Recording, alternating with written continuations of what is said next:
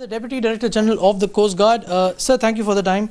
Tell us, what is this operation all about and what is it that we were actually looking out for, which is when we intercepted this particular vessel? Well, gentlemen, there was intelligence input to us which indicated that there is going to be an entity which is suspicious, almost 200 nautical mile, which is almost 350 kilometers into the sea from Porbandar. It was close to a notional IMBL between India and Pakistan. Based on that input, we launched our Dornier aircraft. Dornier aircraft confirmed that yes, there is some entity which is almost matching the description of the intelligence. So our Dornier kept the boat under surveillance.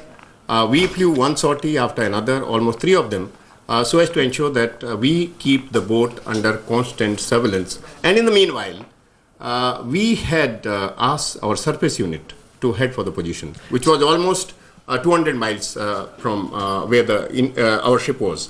From what we understand about this operation, sir, can you tell us what was the kind of threat that we were facing that you have now neutralized? I would say that based on what has come out, there was intelligence input. There were suspicion of this boat being involved with some kind of illicit kind of act. There were inputs to interdict this boat before it does whatever it is supposed to. Thereafter, we had to make sure that we interdict it well before it reaches our shore. So our ship our ship reached at night 23:30, which is 11:30 in the night, found this boat. And thereafter it started doing evasive maneuvers, running away from the ship. It came more into our waters, almost 8 to 9 miles inside our IMBL, and it switched off its light.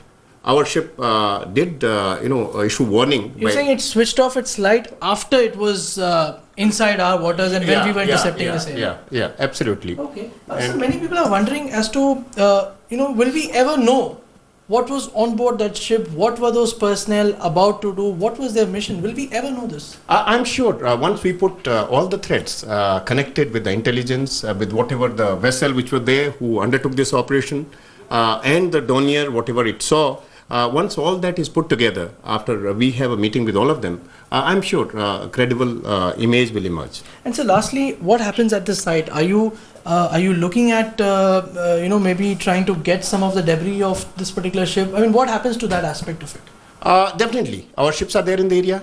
They're patrolling there. They're looking for debris or flotsam, whatever they see there, so as to collect some kind of this thing. But the boat, as you would see, as you're seeing now, it's completely burnt.